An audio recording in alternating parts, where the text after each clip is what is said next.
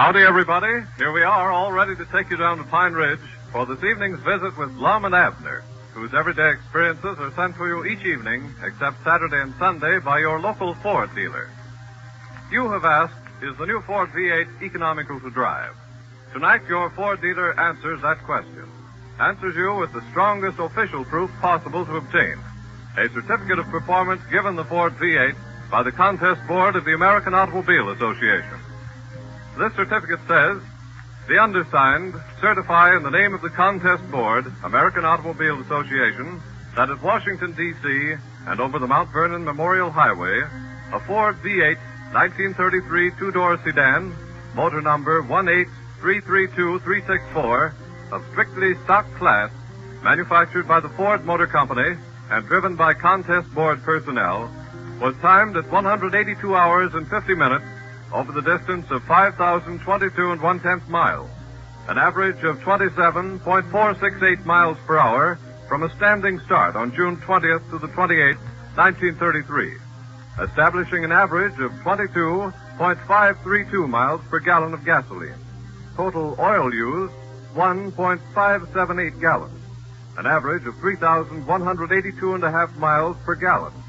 Total gasoline used, 222.89 gallons, an average of 22.532 miles per gallon. Water added, none. Signed, Chester S. Ricker, official representative, E.V. Rickenbacker, chairman of the board, P.W. Lewis, technical representative, and V.E. Allen, the secretary. In fairness to yourself, see the new Ford before you buy. Well, when we left our old friends down at Pine Ridge last Thursday, the elephant had pulled the door off the jailhouse and released the old lion on the terrified community. Lum and Abner have been trying their best to capture the lion ever since, but so far have not succeeded.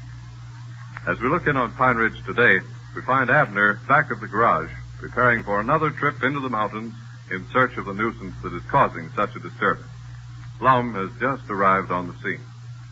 Listen.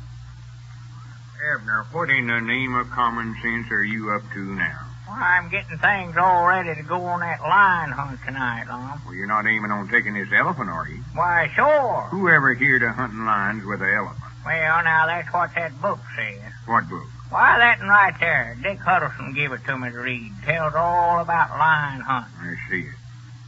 Now, what we better do is get some dogs to hunt that lion with. No, according to that book there, Lum, they don't use dogs.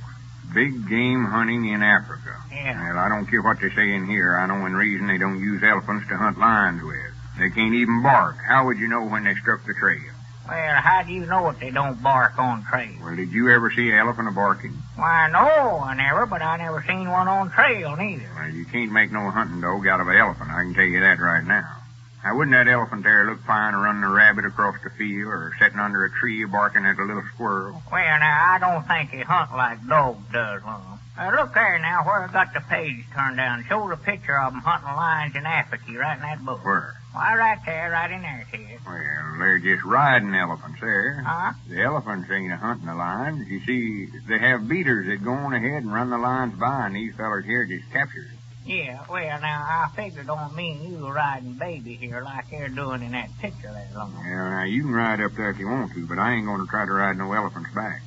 You see, these hunters in this picture's got a seat up there, see there? Yeah, well, now, you just wait now. Me and Cedric's got a scheme worked out where there'll be room for all of us up there on his back. Whereabouts is Cedric at? Oh, I sent him over the house for some stuff a while ago. I'm trying to get baby all rigged up so that we can strike out right after supper tonight. Abner, I wish you'd quit calling that elephant baby. Well, I got to call him something. That's the only name we got for him. Well, just call him Elephant till after the contest is over, then we'll have a regular name for him. Yeah, I thought some of them names that's already been sent in would be all right, huh? Oh, yeah, there's some good names suggested, all right, but we don't want to do no deciding until we close the contest. Then we'll let the committee pick one out. Yeah. Well, have you made the announcement about the contest over the party line yet? No, I'll attend to that again. I go back to the office.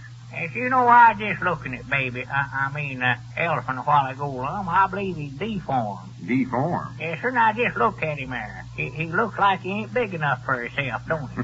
Ain't big enough for himself? No. What you talking about? Well, his skin don't fit him very good. It's way yonder too big for him. Oh, well, he just ain't growed to it yet. He ain't more than half growed, you know. You know, what do they do? Just give him a skin that's big enough for a growed elephant and let him grow to it? I don't know, Abner. This is the first experience I've ever had with elephants.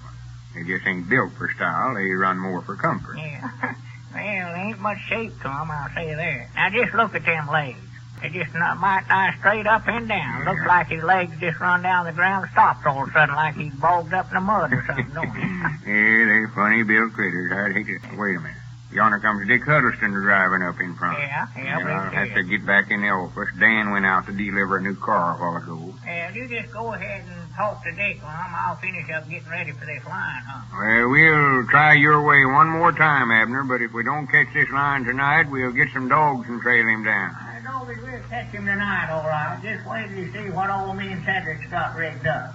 This book here has learned me all about line hunting. Well, you needn't count on me riding that elephant. I'll tell you that right now. Well, howdy, Dick. How are you today? Well, howdy, Lum. Wife said you telephoned you want to see me about something. Yeah, I'm glad you come over, Dick. Come on in the office. I'll explain it to you. What's Abner doing back there? Oh, he's rigging up the elephant, getting ready to go hunt that lion again tonight. Haven't located him yet, huh? No, we can find plenty of places where he's been, but we can't seem to find where he's at. Go ahead in. Well, thanks, Lum. I've been hearing a lot of complaints about that lion, too. Yeah, and so have we. Granny, we're trying our best to locate him. Well, he's got the whole community scared to death. They're just afraid to go out after dark, afraid he'll jump out of the bushes after him or something. Yeah, well, he wouldn't bother nobody. Couldn't hurt him if he wanted to. He ain't got a tooth in his head. Sit down, sit down. Yeah, thanks, Lum. Well, I know, of course, they ain't got no teeth, but it's just the idea of a lion being turned loose in the community is what's scaring them. When he starts that roaring, why, you can hear him for miles. Believe me, now, the folks around here ain't venturing out after night. Oh, folks has been calling up here making complaints about it, and I told them we was doing all we could to catch him. Yeah. There ain't a thing for him to be scared of. As the sea trunk was telling me that him and his whole family slept in the storm cellar last night. Well, I do know. Feared of old toothless lion. I slept right in my house. Don't catch me staying all night in no storm cellar. Just locked all the doors and windows and went right on off to sleep. It's a little warm, a little close to all the windows down, but that's a heap better than a storm cellar. Yeah, you're scared just like all the rest of them. No, I ain't. You might as well admit it. No, sir. I thought sure we caught him Saturday night over there on Old Piney Mountain. Yeah. Yeah, Abner had one of them coal mining lights that they fasten on their caps when they're down in the mines. Oh, yeah, it's on carbide light. He had one of them fastened on his hat, trying to shine the lion's eyes like Uncle Henry Lunsford used to hunt deer of a night. Yeah. Well, we walked up on this critter the other night, and there's two big eyes are staring at us. Was it the lion? No, but we thought it was. What was it? Well, I don't like to say, Dick. We couldn't tell, of course. All we could see was the eyes till we got right up on Well, it. what was it, Lum? You won't josh us about it, will you? No, of course not. What was it? Well, sir, it was that wild steer, Luther Phillips. When Abner shined that light in his eyes, he taken in after us and put us up a tree, and our grannies we had to stay there till daylight Sunday morning. Well, that ain't no way to hunt lions anyway. I found that. Shine them with the light that way. I gave Abner a book on how to hunt big game in Africa. Yeah, You ought to I know. Get some pointers out of that that'll help you catch it. Yeah, I think he just done that to have some fun out of Abner. Why, no, it's a good book. Our grannies, he's got it in his head now. He's a big game hunter. Getting that poor elephant all rigged up for a big lion hunt tonight. I do know. Say, what was it you wanted to see me about, Lum? I've got to get on back to work. Oh, me and Abner is putting on a sort of a contest to get a name for the elephant, and Well, where'd you get the idea to put on a contest? Well, you know when I telephoned Sister Simpson the other day down there at your store to see if she could think up a good name for Oh, the elephant? yeah, I remember now, yeah. Well, there must have been a lot of folks listening in on the party line, for we've got a whole batch of letters here, names, different ones they sent in. Yeah. Yeah, that's what give us the idea to turn it into a regular contest and give a prize for the best name sent in. Mm-hmm. What kind of a prize you ain't gonna give him? Why, me and Abner decided to give the person that sends in the best name for the elephant a new Ford radio for their car. Well, say, that's a nice prize, all right. Yeah. But suppose that somebody wins it, Lum, doesn't have a Ford. Well, these Ford radios will fit any car, you know. Oh, they will. Sure. Yeah, well, that's all right, then. Well, now, where do I come in on it? Well, we wanted you and Grandpappy Spears and Doc Cook to be the judges to pick out the best name for the elephant. Oh, no, now, Lum, I'd rather not get No, into now, there ain't no way out of this, Dick. I ain't asking you. I'm just telling you. You're one of the committee. Me and Abner or Dan Davis can't do it on account of being connected with the garage here, you know. No. Well, if you've done decided it, Lum, well, I guess I'll have to serve. Well, I've done decided it, all right. Now, I'll call up the folks on the party line and tell them about the contest. Yeah, I'm just afraid you're getting me in for a lot of work, Lum. That's what you're doing. Now, don't tell the folks on the party line that I'm one of the judges. No, I ain't. Wait a minute. Everybody's listening in now. Howdy, everybody. This is the Pine Ridge Motor Company broadcasting over the Party Line Networks. Lum Edders, president, and left vice president doing the talking. I got an extra special announcement to make today. You folks all know the elephant that Abner traded for a few days ago. Well, we're trying to find a good name for him, so we're going to give a new Ford radio to the person who sends in the name the judges select as the best. Just mail them to Lum and Abner, and we'll get them. Now, this contest will run till Thursday of this week, so better get busy and send us in a name. I reckon that's all Hey, for Lum, today. what in the world's that out in front there? Looks like Abner coming up out there. Well, wait just a minute.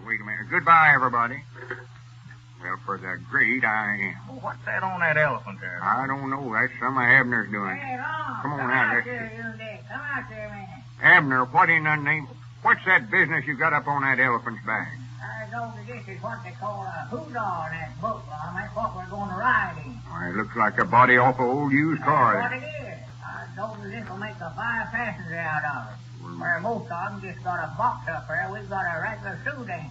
If that elephant don't look fine as that body off that used car up on him there, Abner. Where in the world did you get that outfit you got on there? Undoubtedly, you don't aim Hey, to this wear is a a big get-up. game hunter's outfit, Lum. Why, you've got enough junk there to start a second-hand What's store. that, a dishpan upside down there that you're wearing for a hat, Abner? Look at them short pants and them boots. Now, if you don't look a Yeah, sight... look at the guns we've got here, Lum. Me and you's going right up here in the front seat, and Cedric's going to beat the line out of the brush. I know that we'll show 'em how big game hunting ought to be did. Granny's Dick, I knowed it was a mistake to ever give that book on how to hunt big game to Abner. He ain't got a lick of sense.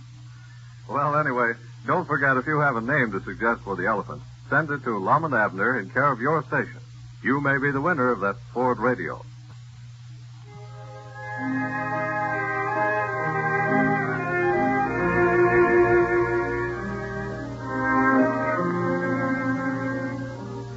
Know the facts before you buy a car, and you'll buy a Ford V8. For instance, the all-steel, electrically welded body versus the body of wood and steel.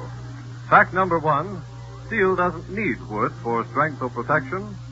2, the steel and wood body is not much stronger structurally than its wooden frame.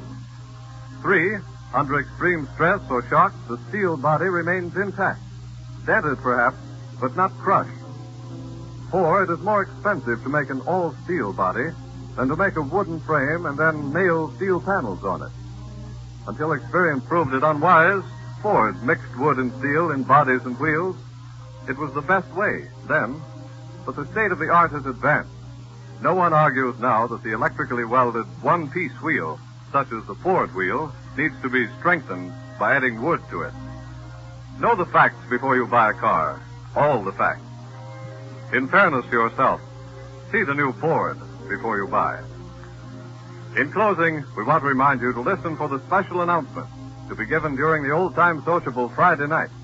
Lum and Abner will tell you about a very interesting contest in which they will give away a new Ford V8 every Friday night, and everyone is invited to take part. Gene Hamilton speaking for your local Ford dealer, who invites you to follow the experiences of Lum and Abner tomorrow evening at this same time.